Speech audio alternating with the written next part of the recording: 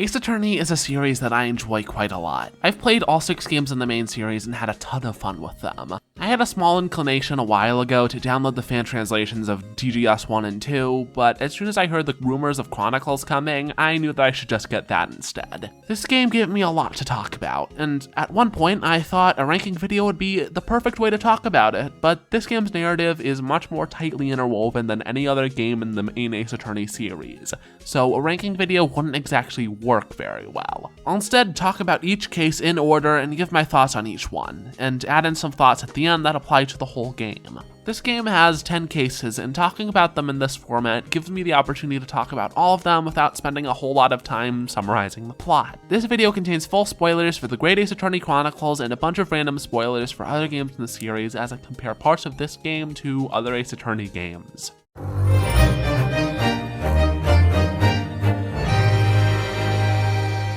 This first case is a solid introduction. It looks pretty long at first glance, but that's because it has to pull a lot more weight than any prior first case in the series. The first turnabout is a lot more contemporary and has a lot less to explain to the audience than the Great Departure. Every subsequent first case worked off the knowledge from earlier games in terms of world building, with tutorials acting as refreshers. Great Departure has a suitable explanation for it just sort of being alright. I like the dynamic between Naruhodo and Kazuma a lot. In this first case, we get to see a lot of the friendship between the two. Naruhodo's nervousness is extremely raw. He's in a very stressful situation being the defendant, and stepping up to defend himself for the sake of his friend is making him an absolute wreck. This is also an example of a thing I love in video games, story elements being interwoven with gameplay. Throughout most of the trial, the only speech bubble used by Ryunosuke is his awkward yes, which again sells the sheer anxiety of the situation he's in. It's not until a turning point in the trial where he belts out his first objection and adopts the 3 standard phrases used in every Ace Attorney game. Sadly, his objections are about as limp as a dead jellyfish. All of the 3D Ace Attorney games have the same problem of the objections being nowhere near the quality of the first 4 games.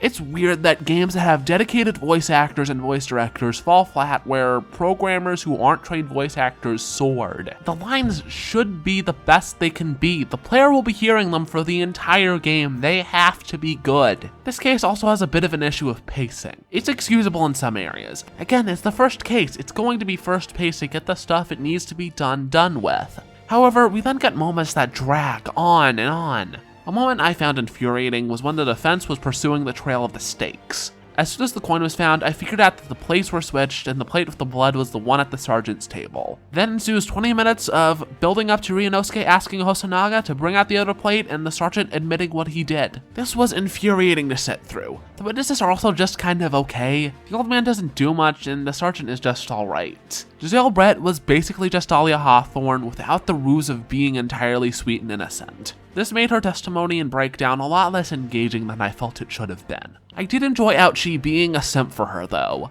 I also like how this judge isn't a complete moron like the 3 from the main series. It's a nice change of pace. It's fitting that he's also the only one to have a legitimate name as well. All in all, this case didn't knock my socks off, but all the first cases in Ace Attorney are generally of a similar quality, and it's neat that this case pulled off being that with all the extra burdens it had to bear.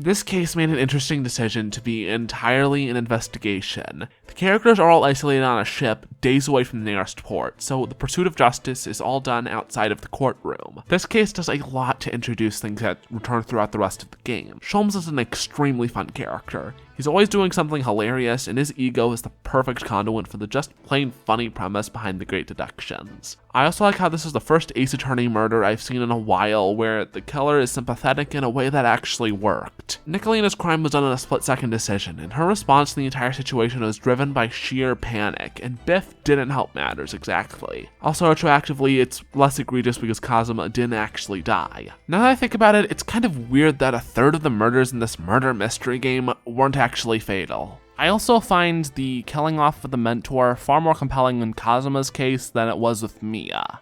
First off, there's no spirit channeling, so Kazuma isn't there to help post-mortem. To be fair, he didn't actually die, but he doesn't come back to life on the spot to help you solve his murder. It helps solve that, as far as we know, he's gone, and there's no way for him to come back, not even for a moment. Instead, he lives on in Naruhodo and Susato's memories. There also, not being a court case makes this episode considerably less hectic and gives our heroes some time with their grief. The first case also established Kazuma a lot better than the first turnabout did Miya, and that made his death a lot more impactful. The adventure of the Unbreakable Speckled Band is also a lot funnier than the first case. Susato and Naruhodo have a great dynamic along with Sholmes, and we get some really entertaining side characters. I don't have much to say in terms of criticism. The final hour of this case sorta spun its wheels, but I don't care that much because it just means that I get to listen to Dance of Deduction more, which I'm all for. Also, was unbreakable the best adjective they could add to avoid the Conan Doyle estate getting on their asses?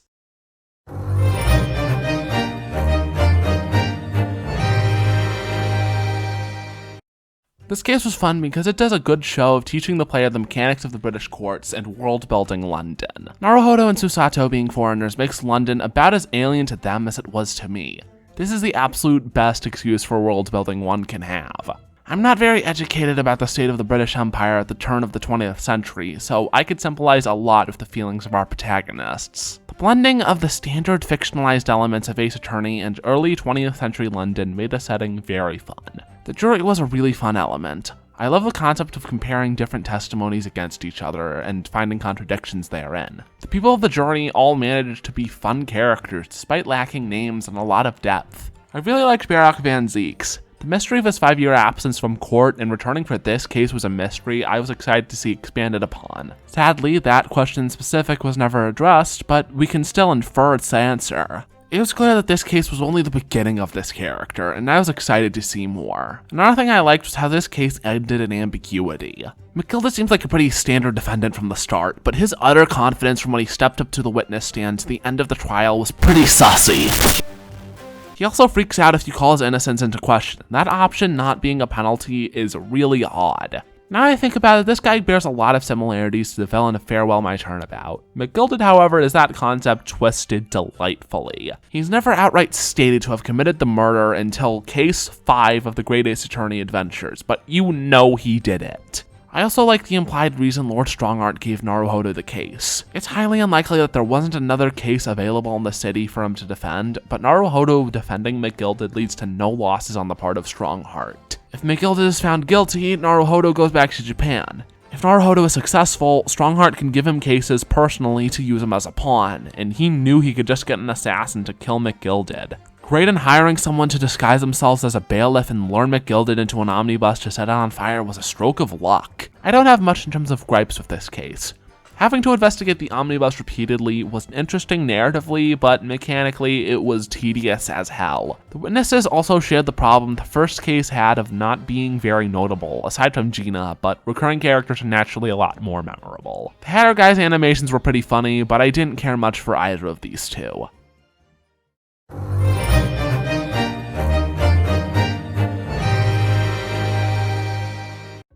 This case yet furthers a refreshing trend in this game of not abiding by the standard Ace Attorney formula at all. It's not until the 4th episode of this game that we get both an investigation and a trial in the same episode.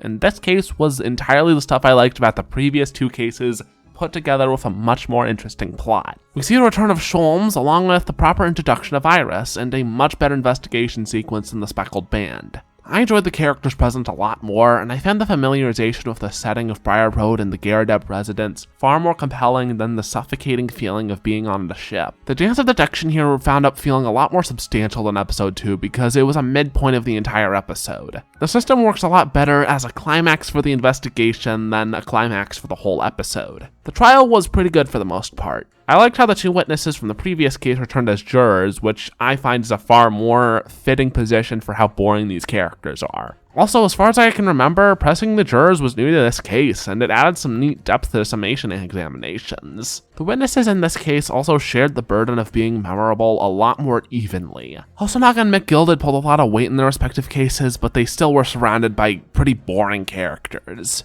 Patricia and Rolly were fun to cross-examine. They take far better advantage of the concept of multiple witnesses taking the stand at the same time than prior witnesses. I did really like how his motivation to tamper with the crime scene was his love for his wife. He also thought that Olive was dead and was too hasty to check, so he made matters so much more worse than they could have been. Both Rolly and Natsume made pretty bad decisions motivated by the lack of information, and I thought that was pretty interesting. I also liked how the conclusion to this case was unusual, and how for the first goddamn time in an Ace Attorney case, the crime was a legitimate accident. Again, the breaking of the formula for the main series is refreshing. I feel the game is best played after playing the 6 main games in the series at least, because not only can you appreciate the references, this game can also shatter your expectations. The ending of this case also set in stone the fact that both of the Great Ace Attorney games are 2 halves of one story, because this is the penultimate episode of adventures, and a lot of foundational elements were barely established by this point. I also like how this case's conclusion shows some depth to Sholmes. He comes off as a parody of Sir Arthur Conan Doyle's Great Detective, but he's surprisingly deep. It's part of why I think Sholmes is a fantastic character, barring a few exceptions. But we'll cross that bridge when we get to it.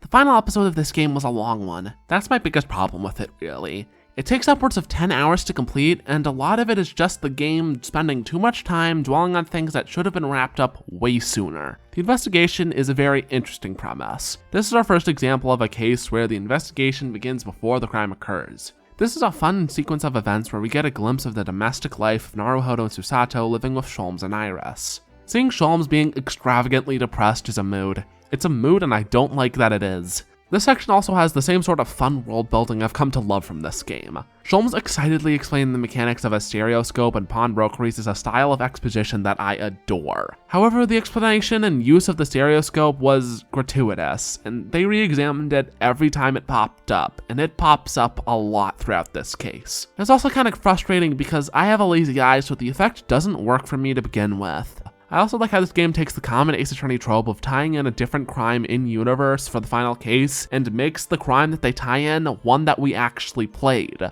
The mystery of what actually happened in the omnibus that night was a matter that occupied a space in my mind ever since after the end of that case, where the acquittal only happened over a lack of evidence in either direction. Investigating this case was very compelling. I like how Ashley Graydon gives us a proper Ace Attorney villain. Brett wasn't as entertaining of a scumbag as Graydon, which makes sense because the game does a good show of convincing you that you haven't seen the last of her yet. Too bad that the twist of her is that she dies before she can do anything interesting.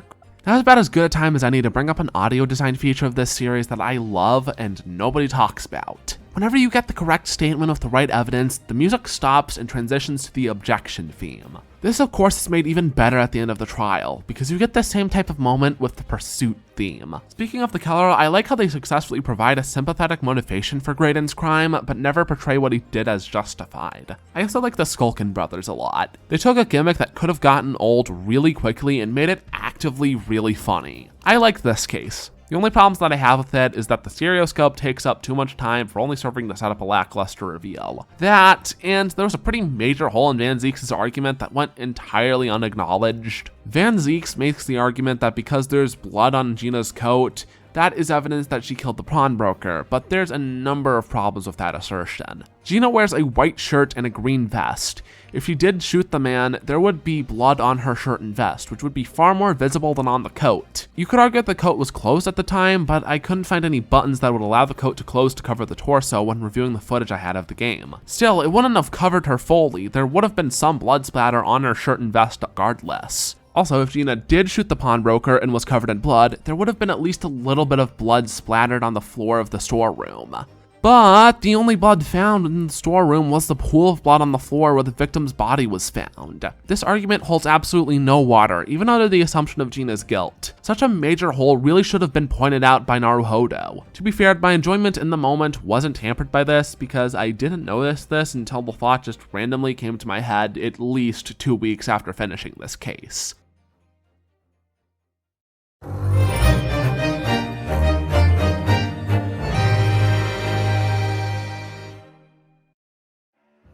Every first case in an Ace Attorney game has to introduce the mechanic some way or another.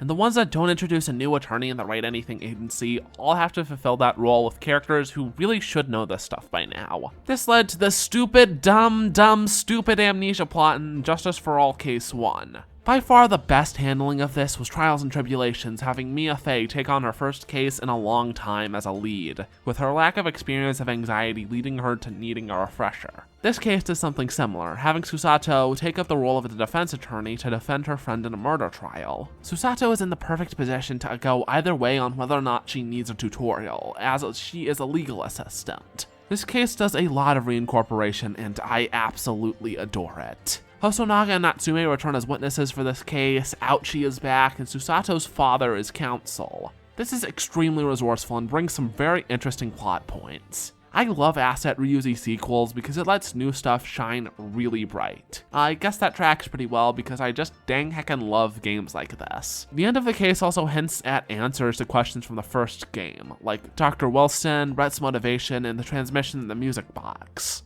We also get the nice little tidbit that comes back later of Dr. Mikotaba and Sashiro being old friends. The only problem I have with this case is that saying no to the tutorial just gives a shorter version of it instead of letting you skip it entirely. It's kind of a slap in the face for a collection that I'm binging, especially with these games being far more of an overarching story than the Ace Attorney trilogy.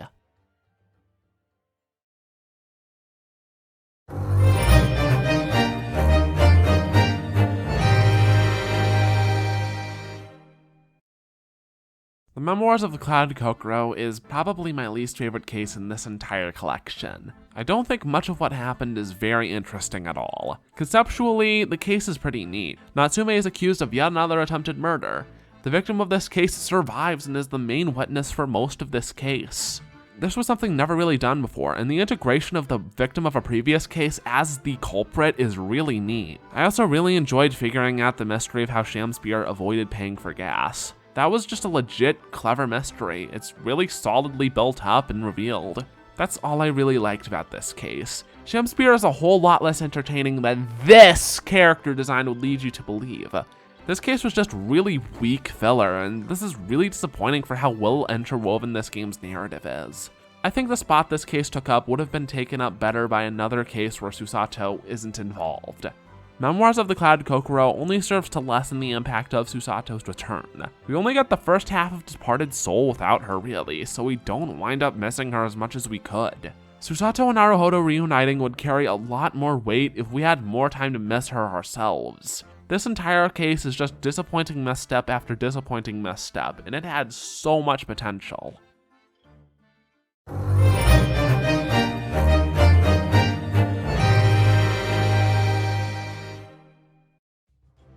I liked having Iris as an assistant for the first part of this case. Her dynamic with Naruhodo was fun in the adventure of the Unspeakable story, so it was nice to get more of it. I liked seeing Gina Lestrade return because, unlike Susato, the game actually gives us enough time without her to miss her. Inspector Gregson taking her under his wing is just a development that makes so much sense.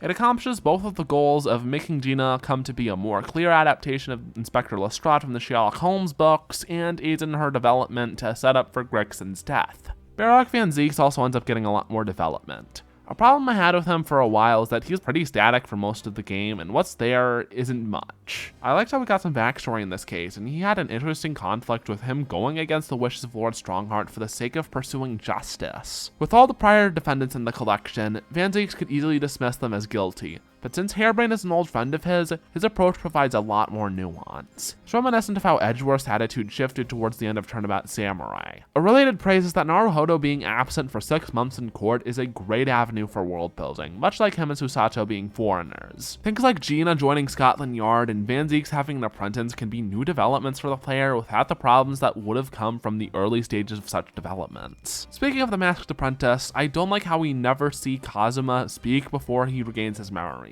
I would have liked to see him maybe raise a few points during the second half of the trial. Him being there only serves to add some neat additions to Van Zieks' animations and the reveal at the end of the trial. I think the development of him getting his memories back would have flowed a lot smoother if we saw him doing something that actually built the mystery. The drama inherent in Susato and Naruhodo seeing their friend without his memories fighting against them also would have been really interesting. What we get instead is about as impactful as popping a half-inflated plastic bag. On another note, I like how Professor Harebrained initially was more invested in his invention being seen as legitimate than being proven innocent of literal murder. I liked the conflict of Naruhodo having to choose whether to defend the invention or the person, betraying him either way. This then perfectly leads into Susato's reintroduction, where we get a moment where you see her advice echoing in Naruhodo's mind, like Mia telling Phoenix to think outside the box. Except she's not a voice echoing in his mind at all. She's really right there saying these things to him in person. This case also brings Naruhodo to face perhaps my favorite villain in the entire collection. Drebber is by far the most dynamic presence in the game, both visually and in terms of personality. Drebber conducts himself with such well-justified confidence. He thinks he's untouchable, and that's barely a stretch. His plan is by far the best thought out in the entire collection. I love the concept that he makes fake science for money, and him being a real qualified scientist and engineer makes it believable that people would keep falling for his schemes. It's fitting that his machinations justify the most visually dynamic great deduction in the game.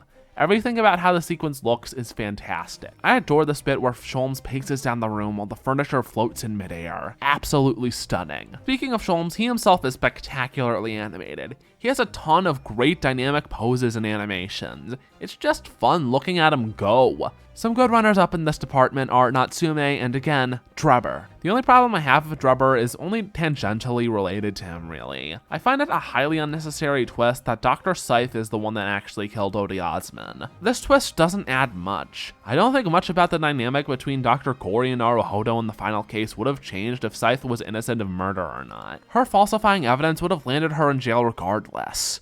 Also, right when I finished this case, my brother just started belting out the Sonic Underground theme song in the other room. I swear, he just has the supernatural ability to complete super strong mood whiplash. Sonic Underground!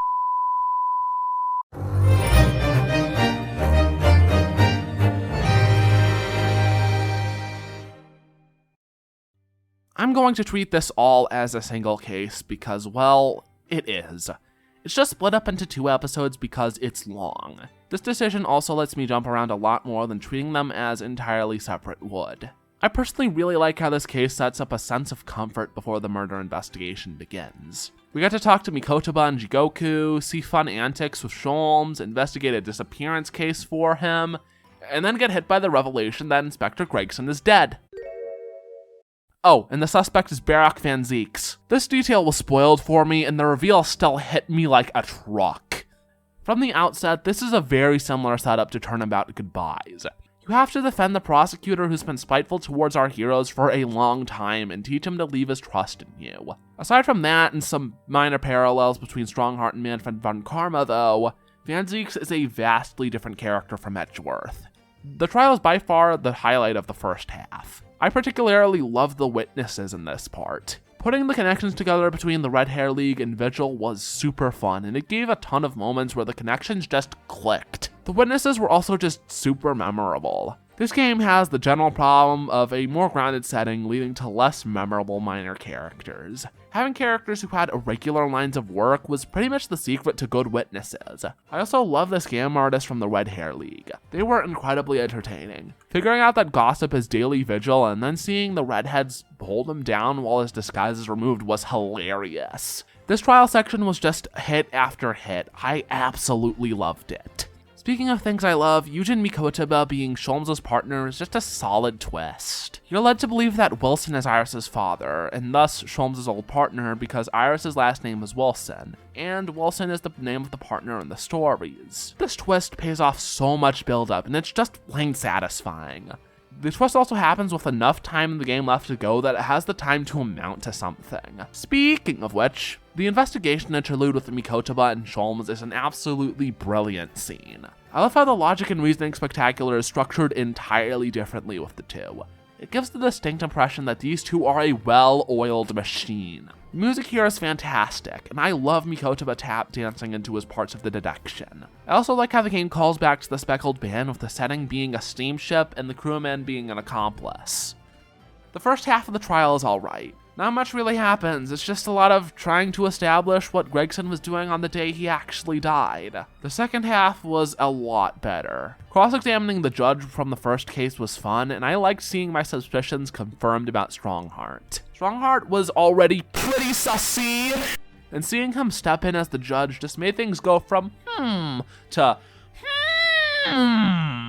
The final trial segment was really good, and I loved how genius of a play Strongheart ordering Clint Van Zieks to kill the old Chief Justice was. It freed up room for him to take power and got a lot of people off Clint's scent, because why the hell would he kill his own mentor? I also like how Clint knew that his will would bring Strongheart down. May you feel the jaws of the beast at your throat every time you swallow is such a fucking raw line. I adore it. Speaking of Strongheart, I really loved how the typical mind games that we get in Ace Attorney get a whole new layer to them with the bad guy being the judge. He's the one with all the power in this situation, but he has to be sparing with it, or else he paints himself in a really bad light. Then when you finally manage to corner him, he turns your own words against you to get off scot-free, even though his logic doesn't really work.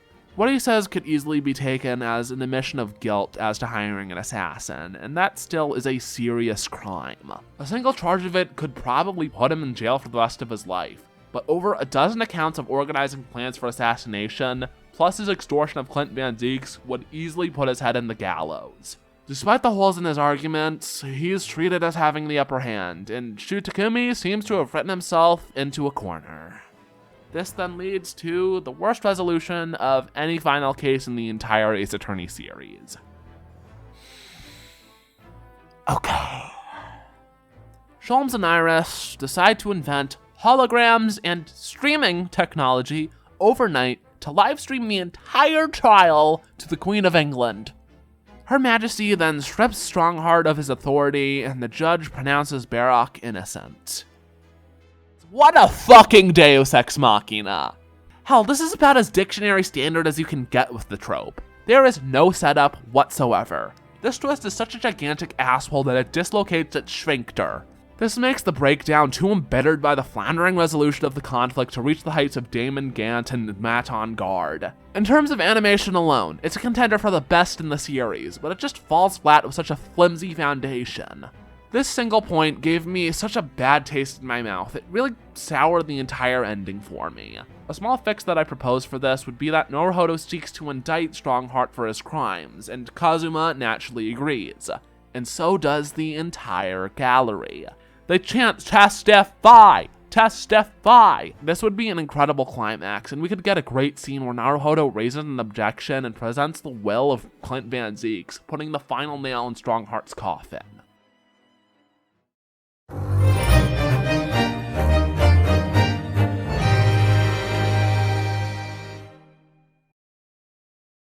Overall, the Great Ace Attorney Chronicles is a really good game. I wouldn't call any of the games in the main series bad by any stretch, and I feel the exact same about this game.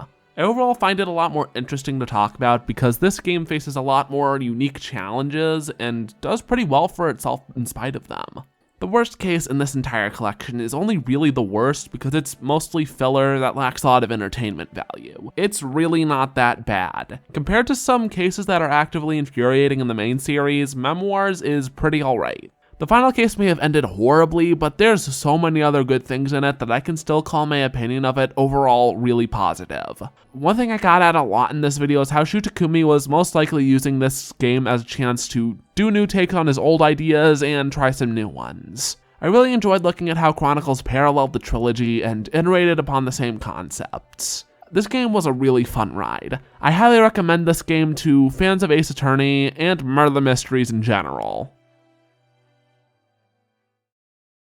This video predictably took a long-ass time to make because the production of it started right when I went back to school. Because of this and other things, I've found myself terribly busy as of recent. I also found myself spending less time working lately because breathing on my computer wrong has been enough to make something stop responding, and my editing software's autosave feature does not work at all. This video is probably going to lack a bit of polish because of that, and I apologize. Anyways, I'm probably going to do something a lot shorter for my next video, so the production will hopefully go a bit smoother on my end. Until then, I've been Pen, have a wonderful time, and goodbye.